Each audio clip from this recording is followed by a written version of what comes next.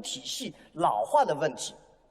欧洲那些老化的体系系统极其复杂，但是中国的问题，我认为正好相反，中国不是金融系统性风险，因为中国金融基本上没有系统。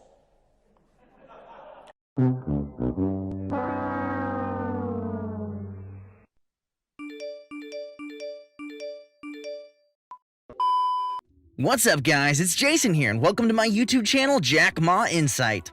Imagine living in that Black Mirror episode, the one with Bryce Dallas Howard, where you would lose status for committing a socially unacceptable deed. Would the constant surveillance and control drive you wild? Would you rebel or conform? Now imagine a country that has a system like that in place. It would have to be incredibly surveilled and under the control of an authoritarian regime. You can stop imagining now. That country is China. China's social credit system reflects the Black Mirror and Big Brother-ish reality. China's dystopia exists, and it impacts people like Jack Ma. Today I want to talk about the rise and fall of Jack Ma, the founder of one of the biggest companies in the world. You have heard of Amazon, but have you heard of its Chinese sister company, Alibaba? The online retailer gives Amazon a run for its money in market share, no pun intended. In the United States, our billionaires are above the law and out of reach of lawmakers. So it piques my interest when there's a story about a billionaire getting his comeuppance. I tried to enjoy the delicious schadenfreude of Jack Ma's rise and fall. I mean, can you even really call it a fall? He is still worth $63 billion. But the story of his rise and fall is a cautionary tale about the reach of an authoritarian government. On the one hand, it's nice to see moneyed men getting rebuked for their arrogance. On the other hand, the utter havoc that Beijing rained down on Ma is stupidly scary. That is the subject of this video. I'm going to tell you a story that combines history, economics, and power struggle. Let's discuss the rise and fall of Jack Ma and what happened to the owner of Alibaba. It's an enthralling story that involves political intrigue and Machiavellian power struggles. But first, you know where I'm going with this, right? A small favor. If you wouldn't mind just tapping that like button for the YouTube algorithm, I would really appreciate it. The more engagement a video like this gets, the more likely the YouTube algorithm is to push it out to more people to enjoy. And as this is a brand new YouTube channel I started this year, it helps me out and it's free to do. If you want to be a billionaire like Jack Ma, be sure to subscribe and hit that notification bell for new videos each week. Thanks for doing that, and now let us continue on with what really happened to Jack Ma. The history of China and how it relates to Jack Ma. I can't tell you about Jack unless I tell you about the Chinese Communist Party. And that's a story that began about 100 years ago. Li Dazhao and Chen Dusu formed the Chinese Communist Party, CCP, in 1921. The founding members were a pair of Marxist revolutionaries. The 1917 Bolshevik Revolution inspired them. Dazhao and Dusu met a young Mao Zedong and started down the road to the Chinese Revolution. Zedong organized labor unions in major Chinese cities and gathered political clout. Famine, warlords, and corrupt government plagued 1920s China, and a revolt teetered on the precipice. It just needed a little push. The push came when the CCP joined the Nationalist Party in 1924. At first, the pairing successfully consolidated power for the two groups. In 1927, the Nationalist Party betrayed the CCP and violently drove the communists underground, biding their time. Zedong and his comrades stayed away from urban areas, but they gathered enormous support in rural China. The CCP created the Chinese Soviet Republic in 1931. The Nationalist Party used the national military to quell the developing nation.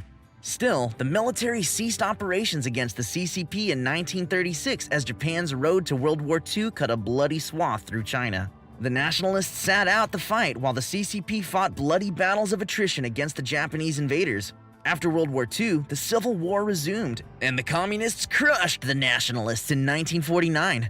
The CCP gained and maintained control of China. In the decade after World War II, China struggled to meet the industrial and agricultural demands of its people. The CCP crafted a solution, the Great Leap Forward. One of the leap's interesting mandates was developing small steel furnaces in every backyard and every village in China. Another thing was that China abandoned farming and formed communes. The Great Leap Forward struggled to gain traction in the communist nation. Unlike the USSR, China had no agricultural resources to exchange for heavy machinery. The Chinese industrialized using the broken bodies of its citizens. The leap relied on using blood and sweat to shorten the usually lengthy process of industrialization. The implementation of the mandate failed. As a result, agricultural production dropped. The failure of agriculture caused the Great Chinese Famine. A year after the Great Leap Forward, the Great Famine resulted in the deaths of an estimated 20 to 45 million Chinese people. The situation got so dire that whole towns would have no dogs, chickens, nor other animals. Sometimes people ripped the bark from trees. The emaciated souls would eat the bark in an attempt to satiate hunger pangs. By the late 1950s, starving people got so desperate that they sometimes resorted to cannibalism. As investigative reporter Yang Jixing notes, parents ate their own kids. Kids ate their own parents. As China floundered through the late 1950s and early 1960s, the CCP and the USSR fell out. Mao Zedong believed that the Russian Revolution failed the communist purity test. Fearing that China's future was in peril, Zedong enacted the Great Proletarian Cultural Revolution. Chairman Mao and the Cultural Revolution when Jack Ma was born. Chairman Mao had a few objectives: to replace party members with true believers, to mold the CCP in his image, propagandize the youth, and strip China of elitism. During the early phase of revolution, Zedong's Red Guards harassed, attacked, and killed the elderly and intellectual elites. Also, Zedong's fervent supporters purged his adversaries and political rivals from the CCP. Many of them ended up in re-education camps. China executed the ones who didn't make it to re-education camps. The Cultural Revolution influenced China's social, economic, and political trajectory for the foreseeable future. Jack Ma was born in this time of turmoil in 1964. During the revolution, Ma experienced the death of education in China and the spirit of protest encouraged by the revolutionaries. He also saw the corruption in the CCP and the government. These factors would prove to be a problem for Ma in his adulthood. The post-Zedong era saw a massive economic transformation for China. The country's economy made a shocking shift into the global marketplace in the 90s. At the start of the economic reform, private farming and businesses in rural and urban areas drove progress. These operations existed outside the CCP plan, and the state had little power over these enterprises. These private industries challenged the authority of the CCP.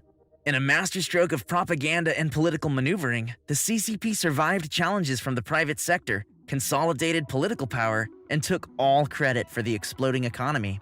At around the same time that China's economy became more of a marketplace, Jack Ma entered into the economic arena. By the late 90s, China was communist in name only. Jack Ma was ready to earn his billions. As a youth, Ma learned English as a tour guide in his Hangzhou province. As a young adult, Ma struggled to become a teacher. He failed the entrance exam several times. His struggle with math, a relic of the revolution. Eventually, Ma secured a job teaching English at an engineering college in China. In 1995, Ma visited the United States and had his first run-in with the internet. When he returned, Ma founded one of the first internet companies in China. After leaving his first company, Jack found a position with a state-run internet agency. The businessman wanted more, so he left the state-backed company and founded Alibaba in 1999. Alibaba is similar to Amazon and eBay. Businesses sell their goods to consumers. One function of the website is to connect companies to manufacturers in China. Amazon and Alibaba are related sites as many Amazon merchants buy in bulk from Alibaba and resell on Amazon.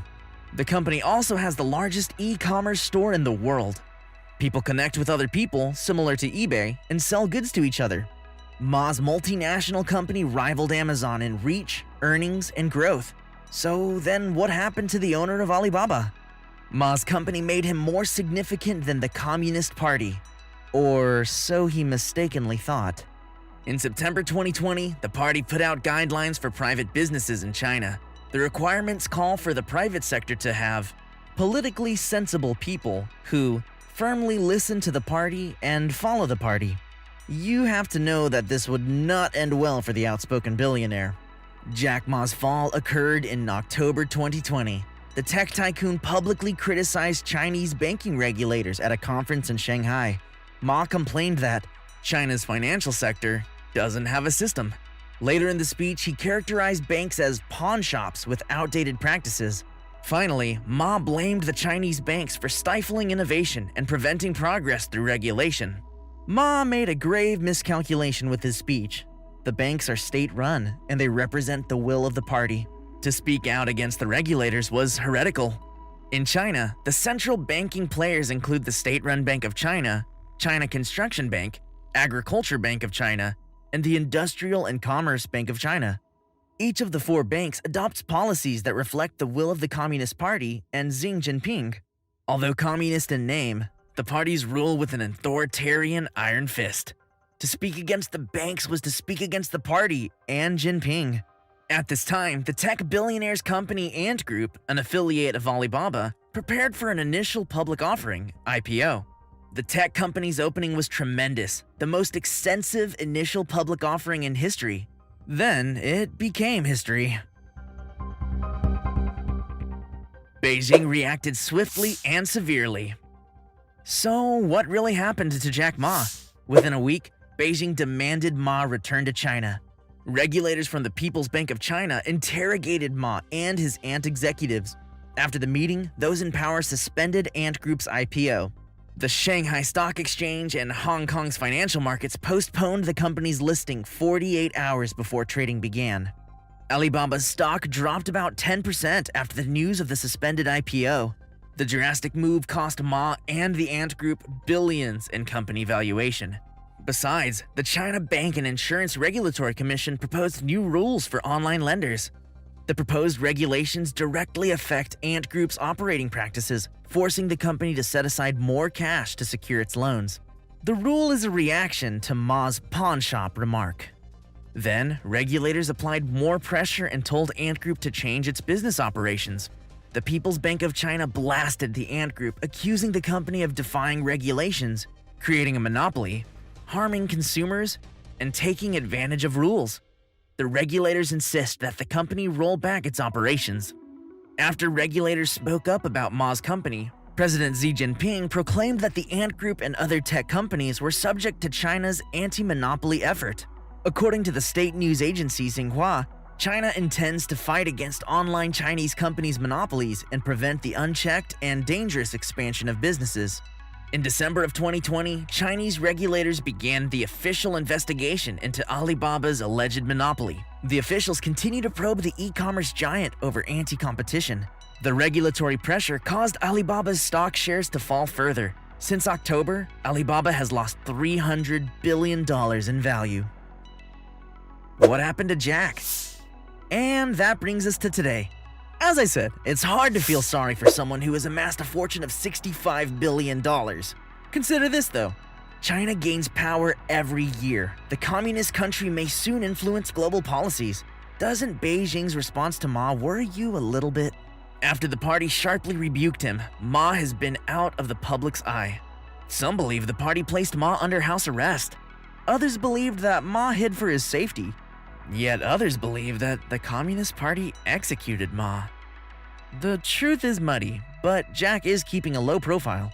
He made a brief appearance in January for his charity. Then in February, tourists spotted Ma hitting the links on the Chinese island of Hainan. That was the last anyone had seen of Ma in public. We know that Ma has fallen from grace, but how far has he dropped? What happened to the owner of Alibaba? Feel free to comment below to let me know what you think about Jack Ma or China's response. So with that said, thank you so much for watching my video. There was a significant amount of research and production into making this video possible. The history of China and Jack Ma was so fascinating to study. As this is a brand new YouTube channel I just started this year, if you enjoy videos like this, please click the subscribe button and hit that notification bell. If you have any other suggestions, let me know. If you haven't seen already, check out my video on In-N-Out and the other one on Five Guys Burgers. The In-N-Out one is my personal favorite. As always, stay happy and healthy and stay tuned for another episode of Company Insight next week.